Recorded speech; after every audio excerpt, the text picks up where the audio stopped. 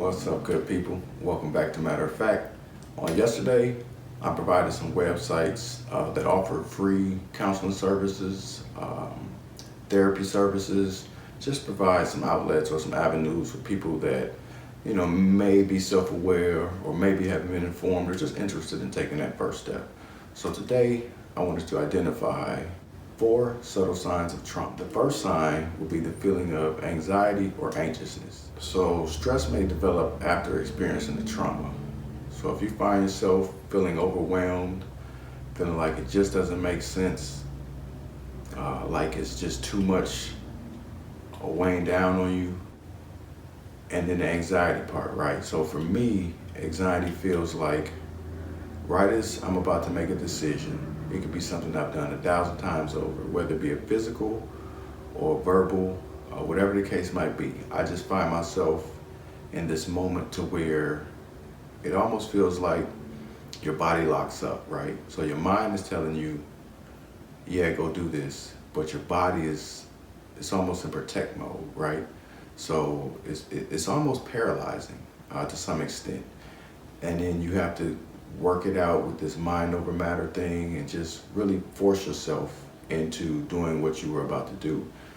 Because generally speaking, you have an idea that there's no harm or anything will come from it. But again, just that feeling of anxiousness or anxiety is almost paralyzing, right?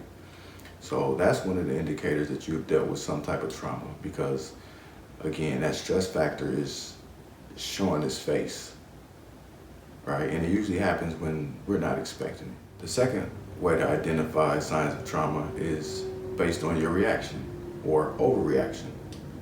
Now, overreacting, I have this saying, $5 problem, $5 solution. Meaning,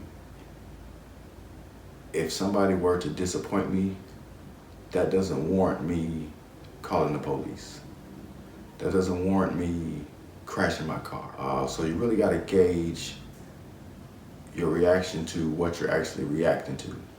And even if you find yourself admitting to yourself that you're reacting, that's a good step. That's a good place to be, because you identified it, you're aware. So now, what are you going to do next? So again, overreaction is another sign that you dealt with trauma, or you have some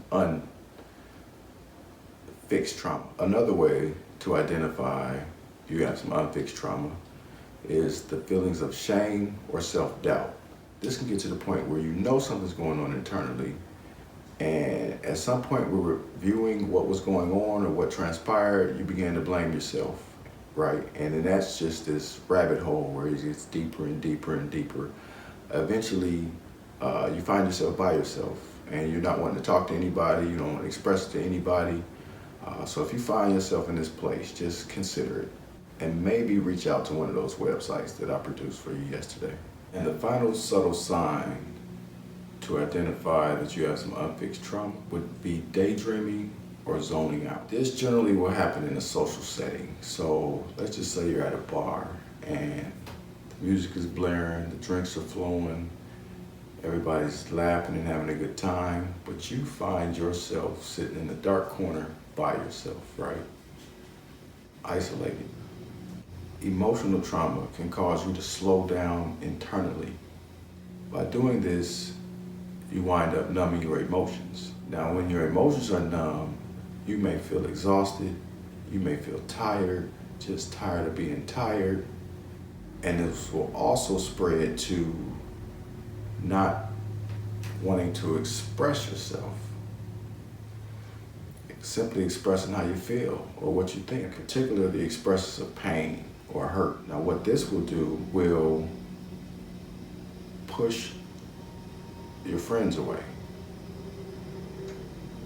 Again, isolation. You'll find yourself by yourself, and you begin to withdraw from other relationships.